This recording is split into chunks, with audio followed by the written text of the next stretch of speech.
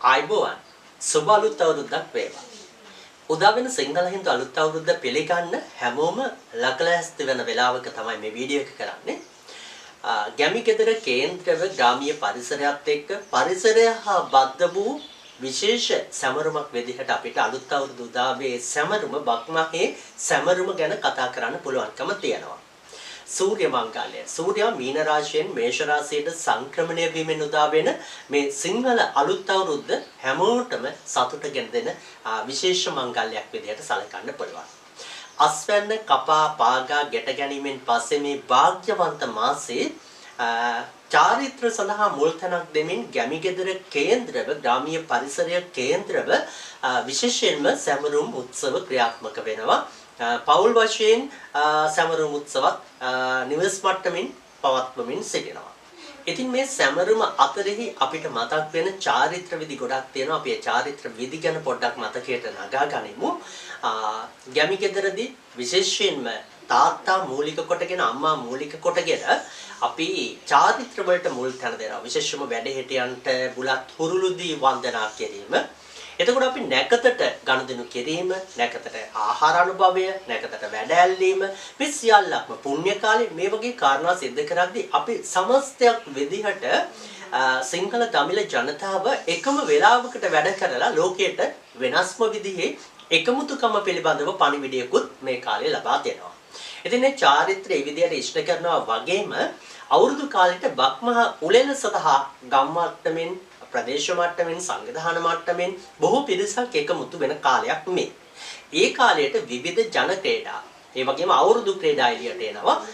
අපේ මතකයට එනවා.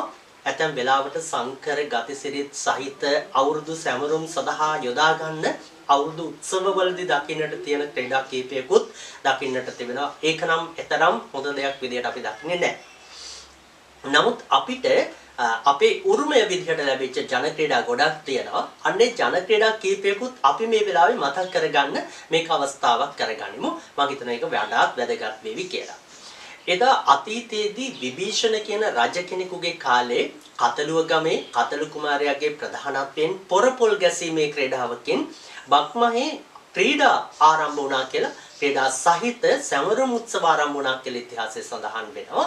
අපි ඒ කාරණාවත් මතකයේ තියාගෙන එදා පොරපොල් ගැසීමේ ක්‍රීඩාවකින් කතලුව ගමේදී කතලු කුමාරයාගේ නායකත්වයෙන් ආරම්භුණායයි විශ්වාස කරන සිව්හිලේ මහා මංගල්‍යයේ බක්මහා උළෙලක දකින්නට ලැබෙන අවුරුදු ක්‍රීඩා සහ චාරිත්‍ර කීපයක් මතක් කරගන්න මේක අවස්ථාවක් කරගන්න. වැඩිහිටියන්ට බුලත් දී වැඳීම, ඒ වගේම ලිප්පගිනි මෙලවීම, අවුරුදු කෑම මේසය ප්‍රධානයි.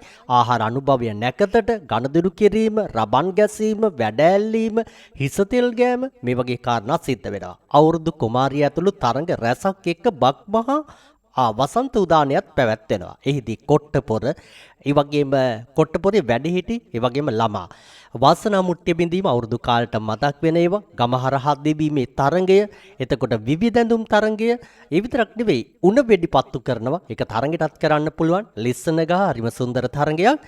ඒ වගේම කොළපොත් පැදීම, කඹ ඇදීමේ තරඟය, පස්සට ගිහලා දිනන් තියෙන එකම තරඟය, බැලුම් පිපිරවීම, පොල්ලතු විවීම මේක ග්‍රාමීය පරිසරයේ සිද්ධ වන්නේ. අලියාට ඇස තැබීම අවුරුදු ක්‍රීඩාවක්.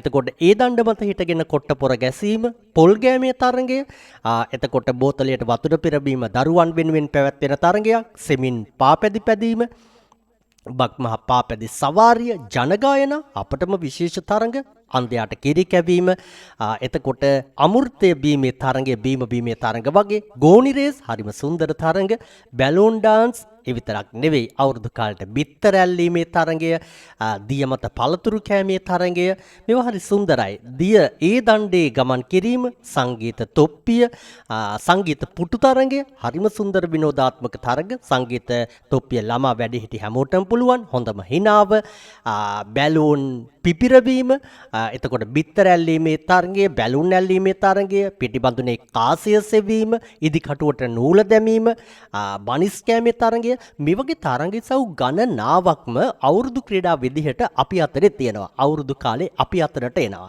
ඉතින් සංකර නොවූ අපට සාම්ප්‍රදායිකව උරුම වූ ඒ වගේම සම්ප්‍රදායට හානියක් නොවන නවීන තරඟද එකතු වූ බක්මහවුලෙල කසරිය විඳින්න හැමෝටම ලැබෙන්න කියලා ප්‍රාර්ථනා කරන තුන්කල් UTV ඔස්සේ අපි අපේකම රැකගනිමු, අපේකම අනාගතයට පවරමු, සතුට ඉතිරි කර ගනිමු. ඔබට වාසනාවන්ත සුබ අලුත් අවුරුද්දක්ම වේවා. කිසියම් මොහොතක ඔබට ඵලදායක වන වීඩියෝ වැඩසටහන් බලන්න තුන්කල් UTV නාලිකාව හා එකතු වන්න.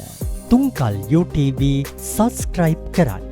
බෙල් අයිකනය ටච් කර වීඩියෝ මිතුරන් අතරේ බෙදා හරින්න. තුන්කල් හිම අපි ඔබට ආදරෙයි.